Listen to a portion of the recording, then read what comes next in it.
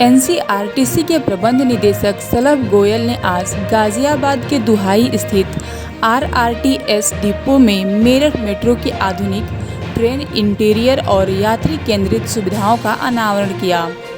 Meerut metro Meerut में क्रियान्वित किया जा रहा एक शहरी मास रैपिड ट्रांजिट सिस्टम है, जिसका लक्ष्य मेरठ में निवासियों के लिए एक सुरक्षित, तेज और आधुनिक गतिशील परिवहन समाधान प्रदान करना है। इसको लेकर एनसीआरटीसी के प्रबंध निदेशक शलभ गोयल ने जानकारी दी। सबसे पहले तो मैं ये बताना चाहूंगा कि यहाँ पे सेम इंफ्रास्ट्रक्चर पे, यानी कि सेम ट्रैक पर, सेम रेलवे स्टेशन पर, सेम फैसिलिटीज के साथ हम लोगों ने आरआरटीएस सिस्टम को और मेट्रो सिस्टम को ऑपरेट करने वाले हैं। तो इस तरह से ये पहली बार भारत में होने जा रहा है मेट्रो सिस्टम में, जहाँ पे कि इंटीग्रेशन एक किया गया है, मल्टी मोडल इंटीग्रेशन किया गया है, जिससे पब्लिक को बहुत फायदा होगा। सर्वप्रथम तो यही एक बहुत बड़ा डिफरेंस और एक मेरठ वासियों के लिए और इस पूरे रीजन के लिए एक बहुत बड़ा एक तोहफा हो जाता है सरकार की ओर से, जो कि पब्लिक के लिए बहुत बेनिफिशियल रहेगा। उसके साथ साथ जो भी है, इसमें 3 कार की ये ट्रेन है, जो कि 120 किलोमीटर प्रति घंटा की इसकी ऑपरेटिंग स्पीड रहने वाली है और 23 किलोमीटर का जो सफ़र है पूरा मेरठ का एंड टू एंड, इसमें 13 स्टेशन हैं, जो कि आधे घंटे में हम लोग पूरा कर पाएंगे और हर 2 किलोमीटर में तकरीबन एक स्टेशन यहाँ पे दिया गया है।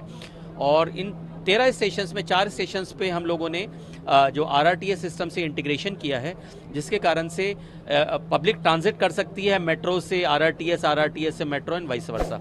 उसके साथ साथ जो हमारे बस स्टैंड है, उनसे भी हम लोगों ने इंटीग्रेट करने की कोशिश करी है। जो मेट्रो सिस्टम से उनसे इंटीग्रेट, डीएमआरसी का जो मेट्रो सिस्टम जहाँ तक आ रहा है उससे इंटीग्रेट करने की कोशिश करी है, जिससे कि सीमलेस एक ट्रेवल हो सके।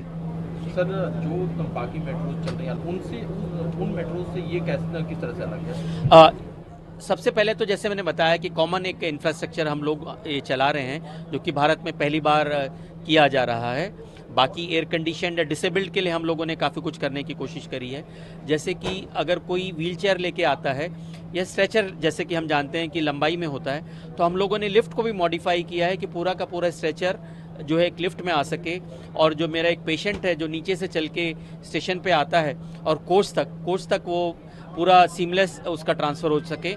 और कोच में विशेष एक अलग से जगह बनाई है, नहीं तो अलग से जगह नॉर्मली बनाई नहीं जाती, अलग से जगह बनाई है जहाँ पे स्ट्रेचर और व्हीलचेयर को हम ला के खड़ा कर सकते हैं और वहाँ पे उसको सिक्योर किया जा सकता है, जिससे जो भी हमारे डिफरेंटली एबल्ड पैसेंजर्स हैं या जो भी हमारे पेशेंट्स हैं उनको ज़रा सी भी तकलीफ ना हो। आपने बताया कि आरआरटीएस दोनों एक ही ट्रेन पर, एक ही ट्रैक पर ऑपरेशनल होगा, तो किस तरह से उसको मैनेज किया जाएगा? मैनेज इस तरह से किया जाएगा कि हम लोग जो हैं, जो स्टेशन होगा, स्टेशन पे 4 लाइनें होंगी, 2 अप के लिए दिशा के लिए और 2 डाउन दिशा के लिए।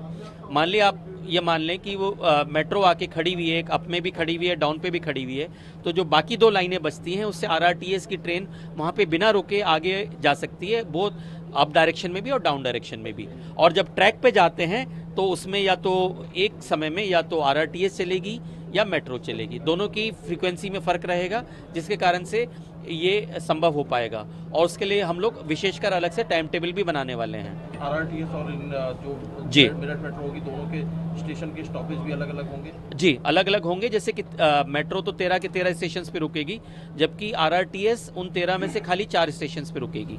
एक सवाल और है, पब्लिक सेफ्टी को लेकर के, जब जो पैसेंजर इसमें चढ़ेंगे उनके लिए क्या सेफ्टी की व्यवस्था है इसमें? किस तरह से वो अपने सामान का भी ख्याल रख सकते हैं? कुछ इमरजेंसी की अगर हालात बनते हैं उसमें किस तरह से उनको अटेंड किया जाएगा? ये तमाम चीज़ें इसमें हमने हर कोच के अंदर एक टॉकबैक सिस्टम दे के रखा है।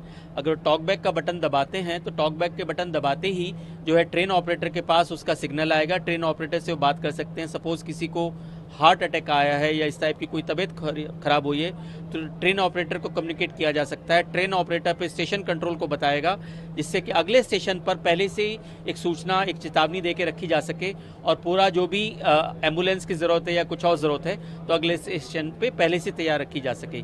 ये हम लोगों ने प्रयास इसमें किया है। और एक चीज़ और देखिए, यहाँ पे हम लोगों ने जो आप बात कर रहे थे, यहाँ पे रैक्स हम लोगों ने दिए, जो कि नॉर्मली मेट्रो ट्रेन्स में रैक्स देते नहीं हैं, बट यहाँ पे हम लोगों ने रैक देने की कोशिश करी है, जिससे कि लोग बाग पैसेंजर से अपना सामान ऊपर रख सकते हैं और बीच में सामान रखने की आवश्यकता ना पड़े। सर, कब तक ये ऑपरेशनल होने? ये जून 25 तक हम लोग पूरा एंड टू एंड इसको सराय काले खां से मोदीपुरम तक, जिसमें आरआरटीएस का सिस्टम भी है, मेट्रो का सिस्टम भी है, तब तक उसको हम लोग संचालित करेंगे।